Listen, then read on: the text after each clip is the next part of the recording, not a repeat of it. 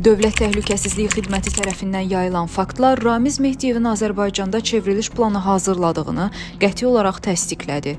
Eyni zamanda bu planın dəstək əldə etmək məqsədi ilə Rusiyaya təqdim edildiyi, dostlarımız adlandırdığı AXCP sədri Əli Kərimli və komandasına göndərildiyi üzə çıxdı. Qlobal İnfaza danışan analitik Asif Nərimanlı deyib ki, Tovuz döyüşlərindən sonra vətəndaşların yürüyüşündə baş verən qəfil təxribatlar və parlament binasına daxil olmaq cəhdi çevriliş planının davamı olaraq Əli Kərimlinin təlimatı ilə həyata keçirilib. Stat. Fuad Qəhrəmanlı isə kütlənin diqqətini hakimiyyətə yönəltmək və inzibati binaları ələ keçirmək tapşırıqlarını icra eləyib.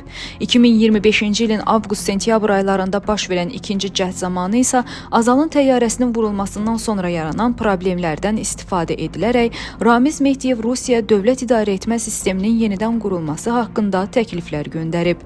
Mehdiyev dövlətə xəyanət ittihamı ilə həbs olunub. Araşdırmalar göstərir ki, plan çərçivəsində ölkədə idarəçiliyi ələ alacaq 50 nəfərlik dövlət şurası yaradılması nəzərdə tutulub.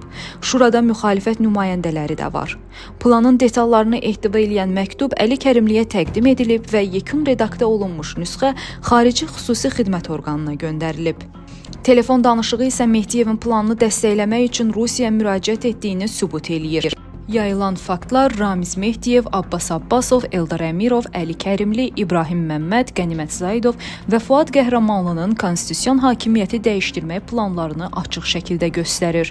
Bu proses həm də Əli Kərimli və dəstəsinin demokratiya qəhrəmanları obrazının saxtalığını üzə çıxarır. Statın sonu. Yazını tam halda şərh bölümündəki linkdən oxuya bilərsiniz. Əziz izləyicilər, xəbərlərdən məlumat almaq üçün kanalımıza abunə ola bilərsiniz.